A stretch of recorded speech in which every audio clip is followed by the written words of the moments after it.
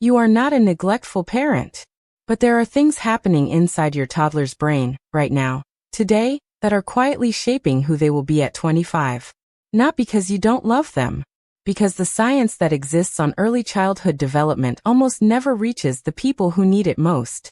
This is science. Stay until number 7, because it is the one that most directly determines whether your child will trust other people as an adult. Toddlers cannot report internal distress. They can only act it out in tantrums, in sleep problems, in clinginess, in a body that keeps the score long after you've forgotten the moment. So today we are covering the hidden things that quietly harm your toddler's developing brain that most parents are never told. Point 1. Rushing them through transitions. You need to leave. They are playing. You say, okay, we're going, and expect them to stop, pivot, and follow. The resulting meltdown looks like defiance. It is not defiance.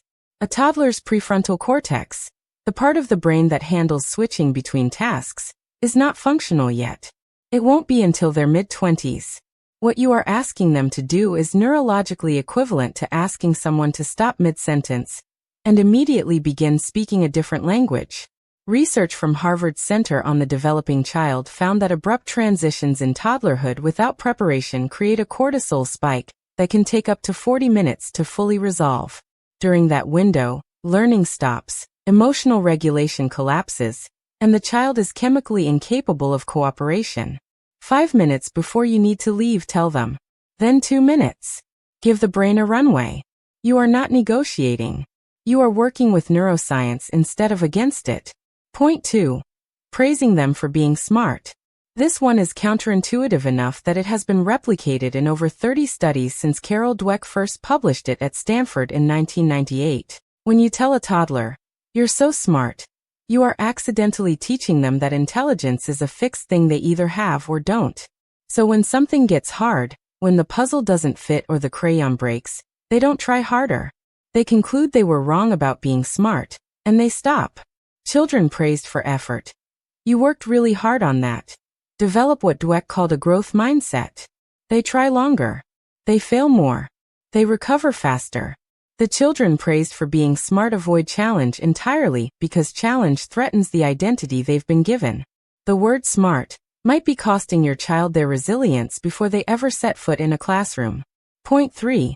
Letting them win every time. Modern parenting culture has overcorrected into never letting children experience losing. Board games are quietly adjusted. Races are thrown. Every drawing goes on the wall. Here is what is happening neurologically.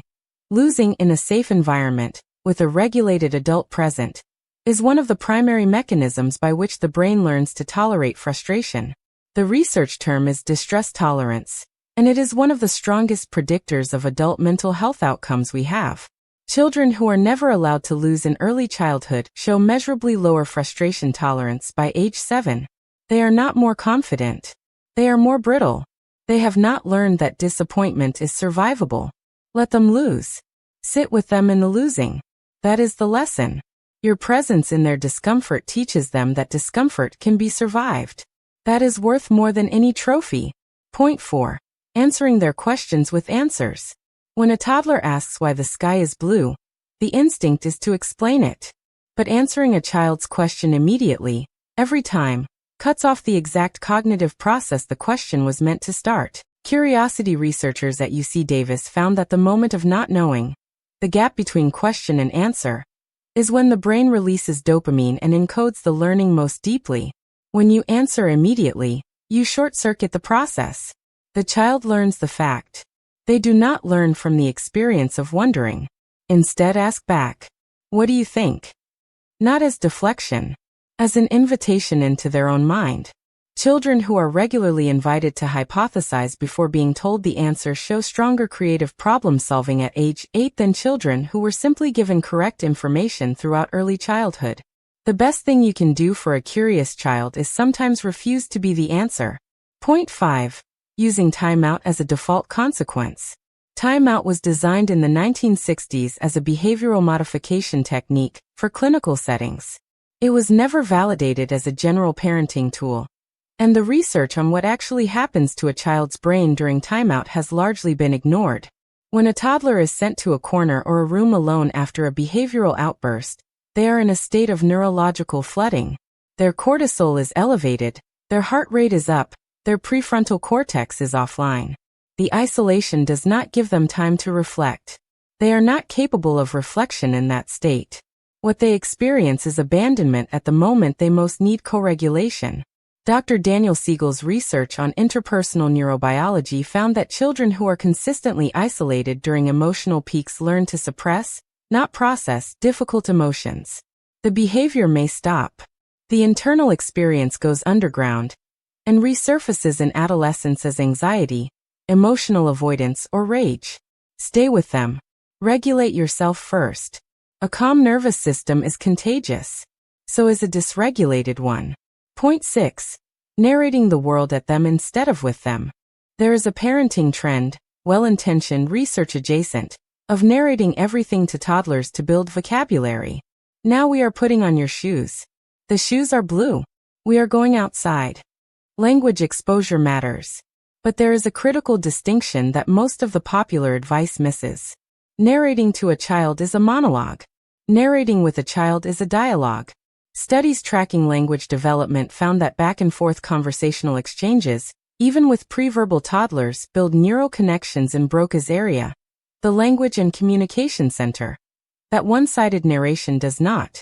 The number of conversational turns a child has per day, not just words heard, is the strongest predictor of language strength at age 5.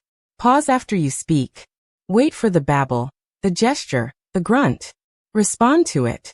That exchange, however primitive, is the architecture of communication being laid. Point 7. Being consistent about everything except yourself. You are teaching your child about schedules, about rules, about expectations. You are doing everything the books say, but you are not consistent about your own emotional state. Some days you are warm and patient.